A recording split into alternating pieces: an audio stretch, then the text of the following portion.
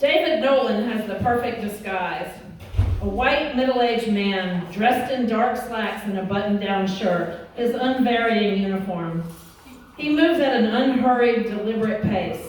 His speech is modulated and good-natured, even when discussing the boneheaded decision of some former official or the brutal repression that once defined race relations in historic St. Augustine.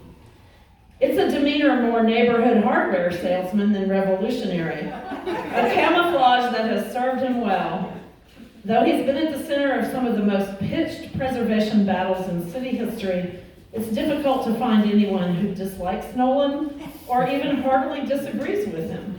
Whether it's his calm delivery, his residual New England accent, or the chuckle that often seems to follow his fiercest indictments, Nolan is as reasonable a radical as one is likely to meet. Still, he's a radical, largely self-taught. He never completed college.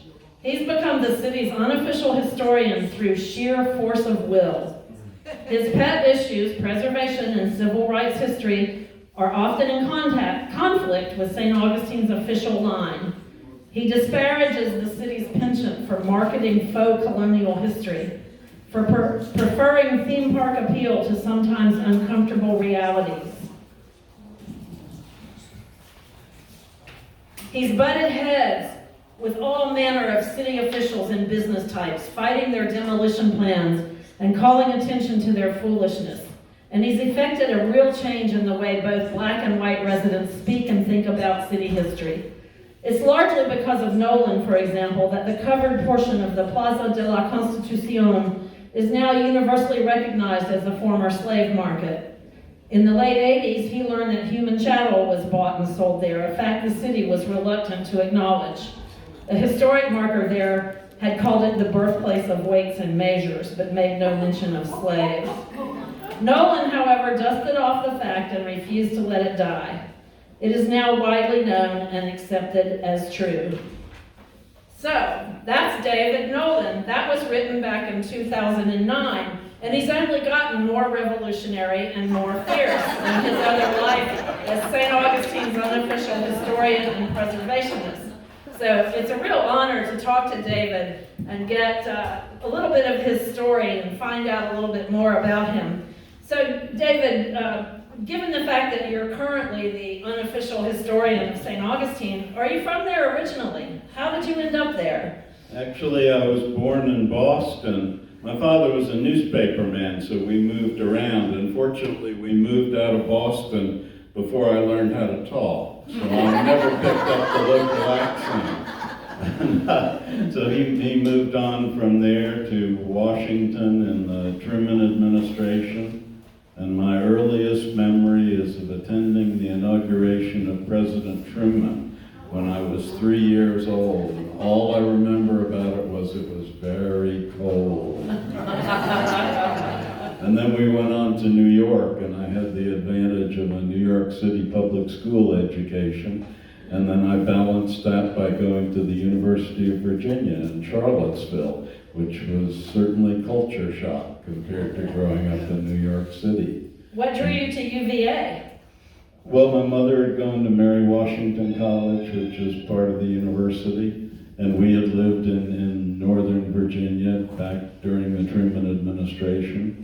And they used to have this wonderful program on TV called College Bowl, and different schools would get on there and compete. And University of Virginia had a wonderful run. They'd only let you win 3 times, and then they shuffled you off. But I thought this was a pretty good showing. So by happenstance, I wound up there, and I went there a few days after the famous March on Washington, where Martin Luther King gave his "I Have a Dream" speech, and a few days before the terrible bombing of the 16th Street Baptist Church in Birmingham, where 4 young girls were killed. So, that was the formative experience of my life, was that year, 1963. I remember the assassination of Medgar Evers, the demonstrations in Birmingham with Bull Connor using police dogs and fire hoses.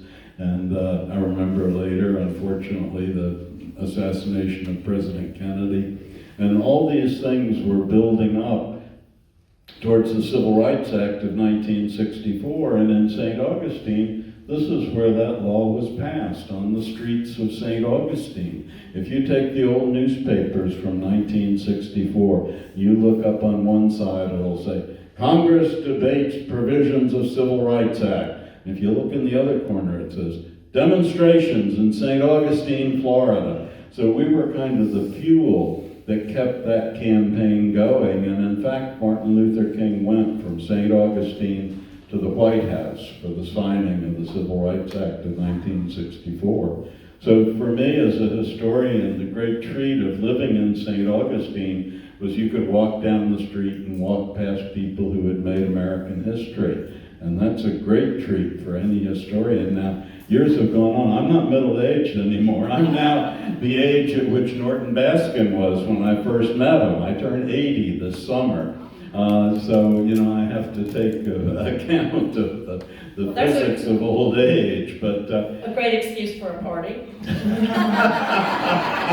Right. But let me ask you a little bit about UVA. Were you a history major there, or was that your intended course of study? I didn't stay long enough to major, but I was planning to major in political science. But I will say the best teacher I had at UVA was a history teacher named Paul Gaston, who was not only a great Southern historian of his time, but he had grown up in a community called Fairhope, Alabama. I don't know if you've heard of it, but it was a Henry George single-tax experimental community founded by his grandfather and later headed by his father. And Paul wrote several books about Fairhope and the Henry George experiment there. And so what burned in your brain to make you leave UVA of all places? What was happening for you then? You know, 1964 was not only the Civil Rights Act, but it was Freedom Summer in Mississippi. And at the end of that summer, the people who had worked on it got together and said, well, what should we do next? More of same or something different? They said, well, we should spread it throughout the South. So in December 1964, the conference on the Upper South was held at Hampton Institute in Virginia, with many of the people from Mississippi coming up. And the idea was to transfer the Mississippi experience to Virginia. So I was one of students from about a dozen Virginia colleges who went to that conference and the follow-ups, and then launched a summer project in Virginia in 1965. And I never went back. Although I occasionally have nightmares in which I think I go back to college and I have to take calculus again. So obviously you have a great love of history. Where did that come from? Was that engendered by your parents? Was that something you talked about at the dinner table? I'm sure my mother in particular, she would take us up in the summer to visit her grandfather. My great-grandfather was born before the Civil War and was the oldest person I ever knew. And he lived right on the picturesque town common of a little New England town, and he was kind of the local elder or something, and people would come during the band concerts and pay their respects to him, maybe in part because he was a judge and could do them damage afterwards. But he was the longest-serving judge in Massachusetts and also the oldest. I think he had been reappointed by Calvin Coolidge when he was governor, and he was still a judge when I was a little kid. But, you know, I loved it, sitting there, and he had this great Greek revival house with these huge columns on the front, and it just seemed dignified for me in the way any little kid ought to grow up. And so always I loved history. And my mother always loved old things. Even my house today is cluttered with things that my mother filched from Grandpa Smith's house. Every time we came home, she'd bring oil lamps or various things not polite to mention, but you know, rocking chairs and other things. So that was a lifelong interest, and just, you know, to me the thing. Let me tell you a short story, because when I was a kid, I was an enthusiastic collector of autographs, and I had an allowance of 15 cents a week. And postage stamps cost 3, and then they went up to 4 cents each. So I couldn't afford to write a lot of letters to people. So I looked around to see what famous people lived in this vicinity, because I could get on my bicycle and pedal out to them. You know, one of them was Mrs. Corbett, whose husband, gentleman Jim Corbett, had been the world heavyweight boxing champion in the 1890s. And Mrs. Corbett lived up the street, and she would show me all of Gentleman Jim's memorabilia and gave me his autograph, and I in turn would go down and buy her cigarettes at the corner store. So I couldn't do that now.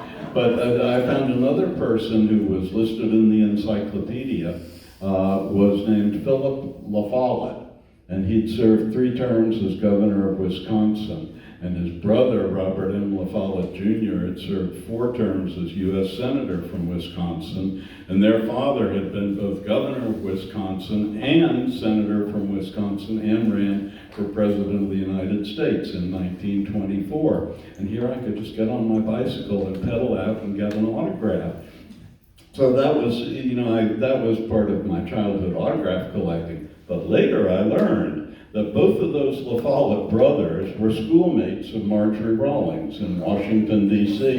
at Western High School. And I have a newspaper clipping about Marjorie Canaan and Robert La Follette Jr. appearing at a school play at Western High School. And Flo in the archives, I think, has a letter from Philip La Follette to Marjorie inviting her back to Wisconsin. So these have a wonderful way of tying together over the years. You know, they're my favorite kinds of stories. By the way, I just heard that our esteemed governor just unveiled a statue of Cal Coolidge at the Bach Tower just yesterday. So maybe you'll be there next. But tell us how you ended up in St. Augustine. Well, my first wife was from Palatka, and her family, like Marjorie Rawlings, being inland Floridians, when they got a little money, bought a beach house at Crescent Beach.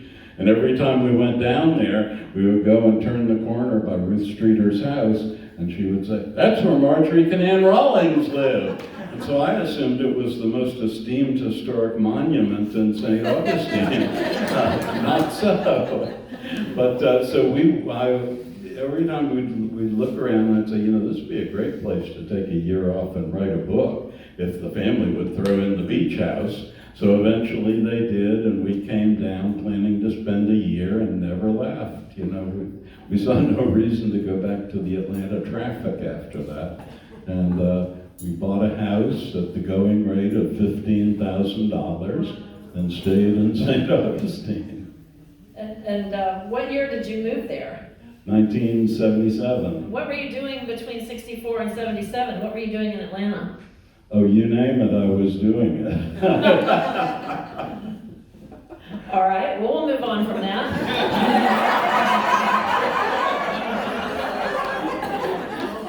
I think the statute of limitations is probably run, but just in case. Well, my last 5 years I worked in a Nabisco cookie factory.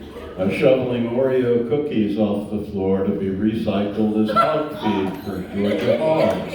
So I learned many interesting things in the course of that. So when you were lucky enough to spend the year in the beach house, is that when you started writing the book about St. Augustine, or was it another book?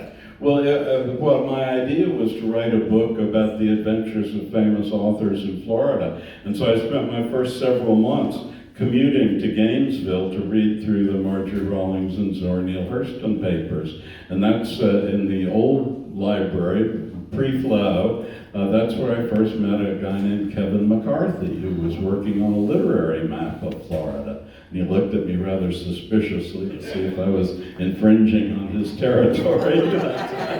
We became greater friends in later years. And was that the book about the literary map of Florida? You eventually ended up writing that with Kevin, right? Well, that's a little part of it. But no, you know, I had figured, you know, we had $10,000 in savings when we moved to Florida, which seemed like a lot of money to us. but it naturally ran out quickly, and so we were there with a house that we had just exhausted our savings by putting a down payment on.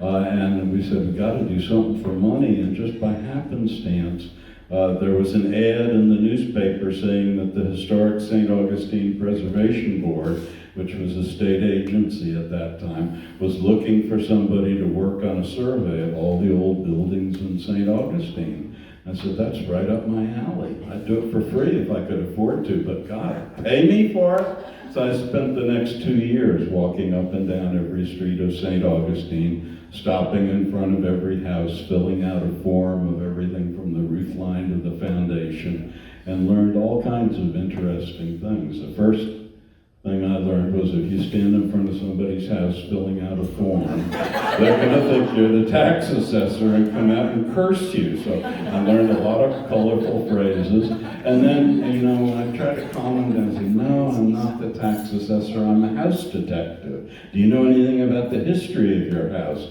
And then all the gossip would come out. I know every bit of gossip about the neighbor on this side and the neighbor on that side back in the 1970s. So it's a wonderful way to learn about the town.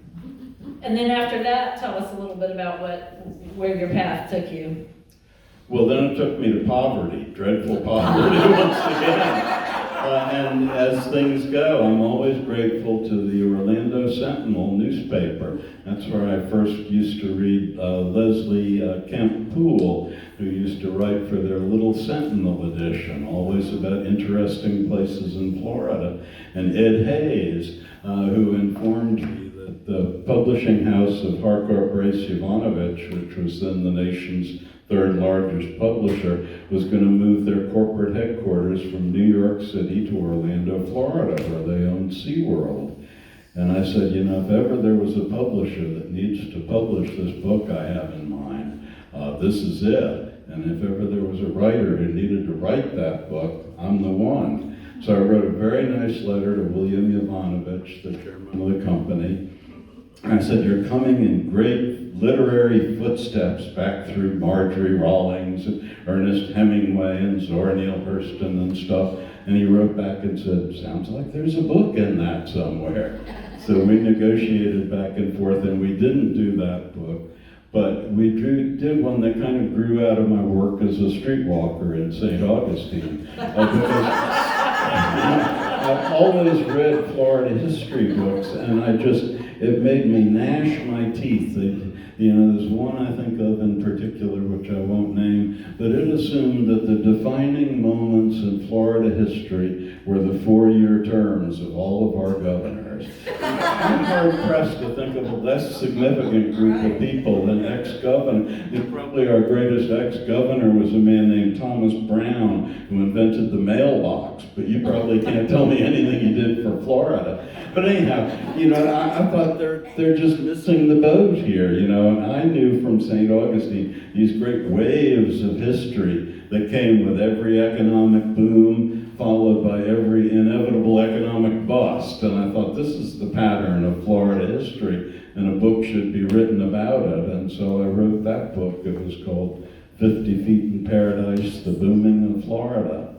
Which has been reviewed on Amazon in a little short, very short, one-sentence review as written in Mr. Nolan's lively style.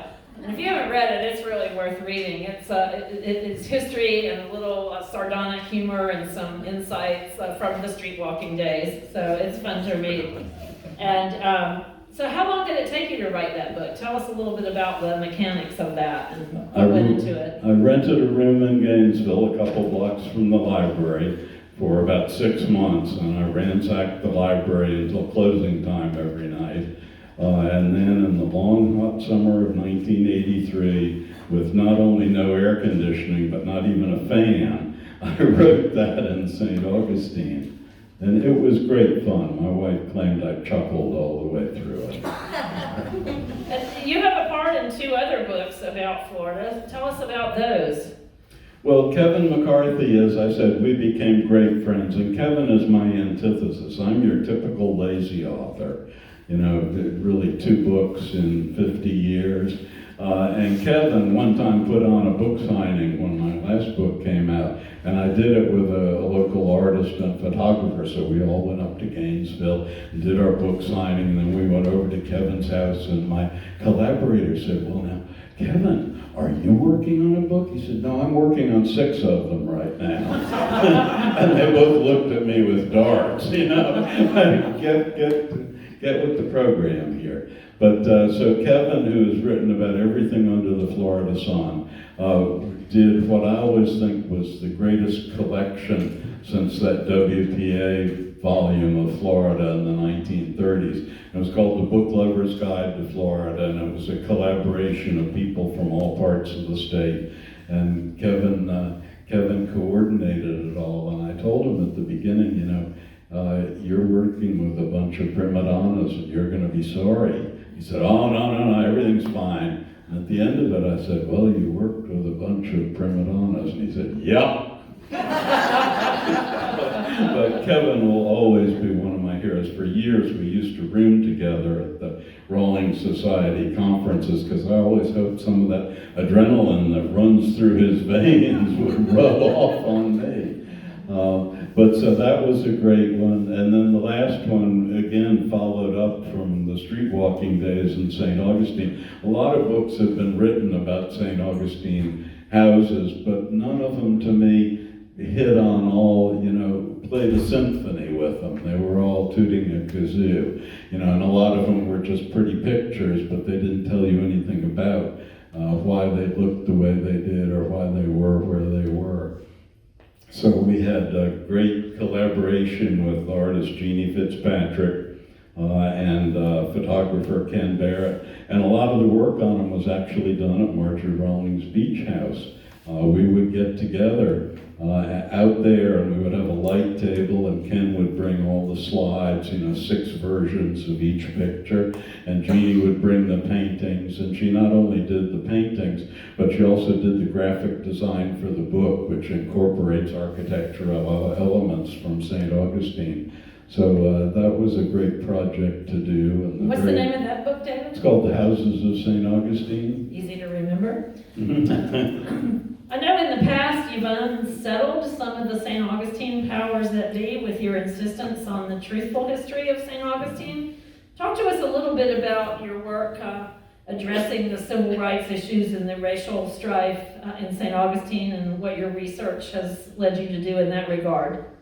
Well, I knew just because I lived through those times that St. Augustine had this very important civil rights history, but nothing was mentioned about it. It was completely swept under the rug. In fact, I was given 2 pieces of instruction when I was hired at the Preservation Board. The first was, you must never mention the name of Martin Luther King in St. Augustine. And the other was, don't waste any time in Lincolnville, the historic black neighborhood. There's no history down there. And this kind of continued it was a traumatic experience for St. Augustine. And people didn't want to be reminded of it, but to me, it's a gift from the gods. This is not just a tourist trap. It is a place where history was made. And it's a great case study of how does history happen. It doesn't happen because you happen to have a convenient parking lot next to a convenient gift shop. It happens because there are great differences and stresses and strife, and this is how it works out. And lo and behold, this is one of those cases where it did something good, not only for St. Augustine, but for America and for the world. I mean, Martin Luther King went on from St. Augustine to win the Nobel Peace Prize. St. Augustine was his last campaign before the Nobel Peace Prize was awarded to him. Tell us a little bit about Martin Luther King Jr. and Andrew Young and the Sheriff Manussi. Tell us a little bit about that. People might not know that history. I always liken it to a great moral drama enacted on a stage for a world audience, because that's what St. Augustine was in the spring and summer of 1964. And everybody played their part perfectly. Our heroes were heroic and our villains were villainous. And they all did that. Can you imagine, one of the capstone events of that was when the president of the Florida Hotel and Motel Association poured acid in his motel swimming pool because black and white together were swimming there. And that became the most famous photograph ever taken in St. Augustine. It's reprinted all the time, every year. His daughter said it's like having the worst moment of your life, repeated again and again and again, because that was, somebody joked and said, well, that guy should have been given the Best Supporting Actor award, because who would have come up with such a bizarre idea? But that photograph appeared on the front page of the Washington, D.C. newspaper the day the U.S. Senate went to vote on passing the Civil Rights Act of 1964. So if there were any wavering votes, all they had to do was look at that picture and say, no, time's up, we need this law. So, it's odd. We were down a while back at Rollins College, and they have a statue there of Mr. Rogers, who was one of their most famous alumni. And a few years ago, they made a movie about Mr. Rogers, and in it, there's this thing where Mr. Rogers is saying, sometimes bad things happen.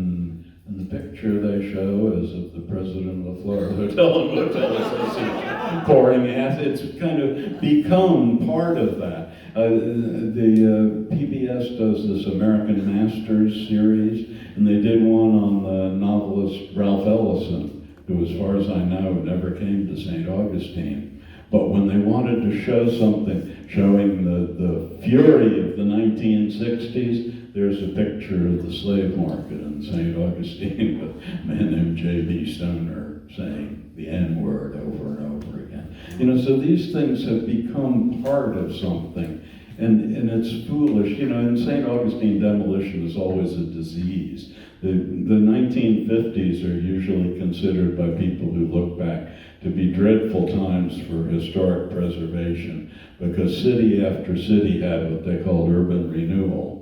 And now St. Augustine had urban renewal too, the same exact time. It's just they called it restoration. What they did was they went and demolished authentically old buildings and built fake older buildings in their place.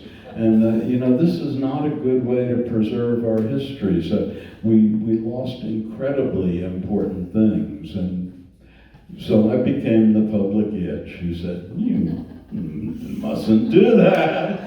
And that's not a way to win a Dale Carnegie Award for winning friends and influencing people. But if I go to my deathbed and I think back on it, I still get a charge when I drive around town and see a place that could be gone but is still standing. And I just hope, the next annoying person will come along pretty soon and pick up the banner. So tell us a little bit about the Civil Rights Trail that I know you're very proud of, and the hard work it took to get that completed. And then we'll move on to your relationship with Norton and Marjorie's family. Well, the acid pouring happened at a motel on the bayfront called the Monson. And at the end of the century, they wanted to tear down the Monson and build something bigger there. So I went and did my Rumpelstiltskin act, and it was an interesting experience because we have a historic architectural review board you have to go to.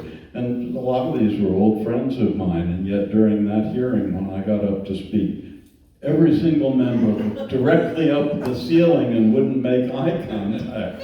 And afterwards, one of the members, when I wrote to him, would write "refused" in red ink on the letter and send it back to me.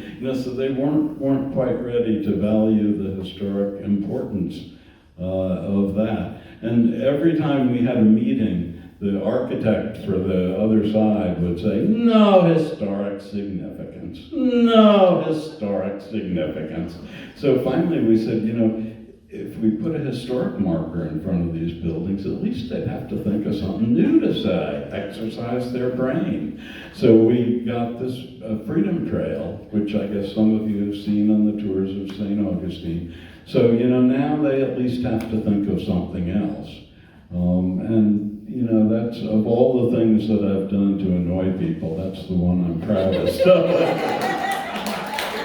You actually know and have known people who were active we're losing them at a fast rate now, but you're connected and knew a lot of the movers and shakers in the African American community in St. Augustine that Definitely. preserved this history. You know, one of our vice president of our organization, Mrs. Cora Tyson, is 102 years old now. And I was in a meeting with her about a week ago, and after we talked for a couple of hours, she stood up and said, "I'm sorry, I have to leave. I have another meeting scheduled after this." We have been fortunate. All right, so David, bring us up to your relationship with Norton Baskin and the Marjorie Kinnan Rawlings literary arena. Tell us how you got to be so knowledgeable and so wrapped up in that. Well, you know, I had been commuting to Gainesville to read all of Marjorie's papers, and of course that leaves you with questions. So I was at a cocktail party at the home of Jean Parker Waterbury, who was part of the St. Augustine gentry. And she had, in her life, been the literary agent for Zora Neale Hurston, among other things. And Norton Baskin was there. So we were introduced, and I couldn't stop myself. I just blurted out, "Who were Walter and Bernice Gilkyson?" And I'm sure nobody had asked him about the Gilkysons for 30 or 40 years, but I'd just been reading their correspondence up in Gainesville. So we started from that, and you know, he invited me to come over later and talk more about it, and that just went on and on and on, and really knowing Norton was one of the great treasures of being in St. Augustine. And of course he lived a long time. He was also the greatest storyteller I ever knew. He never threw away a punchline. And he explained, you know, he said, "Look, I've eaten dinner out for 40 years on these stories. Of course, I polished them up a little bit." So it was a great one. And you know, Norton, although he's a great storyteller, and I find this is common among people. Some people are very gracious in small groups, but scared to death to stand in front of an audience. And Norton was one of those. So he was never one to go out and speak to any group. But in the 1980s, Barbara Spiesman had a play called Tea with Zora and Marjorie, and they were having the grand opening of it in Tallahassee. And Norton had just had eye surgery, so he couldn't drive. So he said, "Well, you all take my Cadillac and you drive me over and I'll pay for your hotel room." So this seemed very good. But my wife at the time, my first wife, was the head of the Reading Council, which was the organization of English teachers in the high school. And she'd always tried to get Norton to speak. He said, no. But on that trip to Tallahassee, when we had Norton prisoner in his own Cadillac, she was too smart not to press her advantage. So he said, "Okay, I'll do it." So he was very nervous about it. He said, "Here's what I want you to do. I want you to call me up 10 minutes beforehand and say, 'Okay, I'm coming to get you. It's okay to take that drink now.'" So I did that. I don't know if he actually took that drink, but we took him there. And he was very nervous at the beginning. And after about 5 minutes, Norton was full steam. He was the greatest Norton Baskin you would ever want to hear. And at the end of it, I had versions of signing him up with an agent, you know, and sending him around the country. And his last words were, "And this is my swan song." So I want to get Ginger a copy. That was videotaped by the school system, and I want to find a copy and get it so that your children and grandchildren to come along can see Norton at his very best, right before his swan song. And so for those who don't know, Norton had a connection with the Drisdale family, and some of you were at the trustees meeting when David Drisdale, who owned the alligator farm, family owned the alligator farm in Marineland. Tell people what Norton did down there at Marineland, what he was doing for a living. He ran the Dolphin Restaurant. And if you haven't yet bid on it, back in the very back there's an artifact from the Dolphin Restaurant at Marineland. But, you know, Norton, I once nominated him to be an ambassador of the arts for Florida. The Florida Department of State had this. And so they promptly called me up and said, well, he'll have to fill out a form and nominate himself and tell us whatever he did. I just hung up the phone. But Norton was a great character for Florida. And one of the huge tragedies in St. Augustine, I told you demolition was a disease, is just last year they demolished Norton Baskin's house. It was this magnificent house on the bayfront overlooking downtown St. Augustine. And built into it were parts of Henry Flagler's mansion, which had earlier been demolished in St. Augustine. And, the family that owned it died, and the real estate advertisements all said, 150 feet of waterfront. None of them said Norton Baskin lived here. So it is now gone with the wind. For those of you who never went to the Dolphin Restaurant, the bar was somewhat famous. It was called the Rocking Ship Bar. Just to tell people about the bar, David. I never patronized the bar. I did not drink. Well, anyway, the Rocking Ship Bar was in the cornball shape of a ship, and you could flip a switch on the wall, and the bar would rock. So it's just like, if you weren't seasick already or too intoxicated, you would be after a few, rounds of that. But that's the one time I saw Norton, was at the Rocking Ship Bar. So I think we're just about ready to wrap up, but I do want to say that I found a historical fact up in Fernandina Beach in a historic hotel. That was a hotel that it's about 120 years old, called the Florida House Inn. And there is a bed at that hotel that has the names David and Darian carved into the bed frame. Can you tell us about that? What's the statute of limitations on that?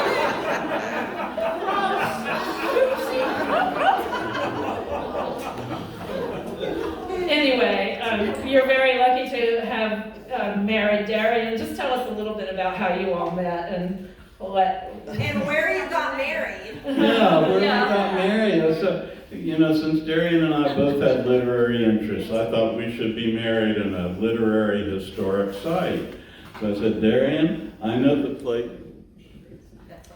place where both Marjorie Canam Rawlings and Zora Neale Hurston got married. How about if we get married there? She said, fine. I said, there's a little hitch. Now, when they got married, it was the county courthouse, but now it's a parking lot. So we had to have some more negotiations, but we did get married in a parking lot early one morning before the security guard was on duty.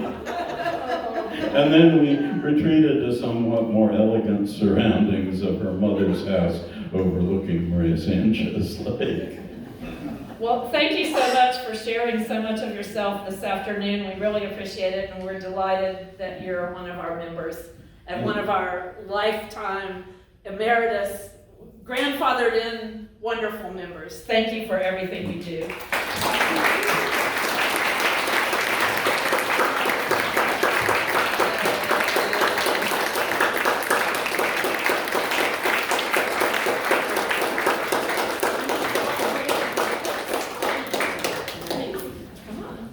Thank you. Come on.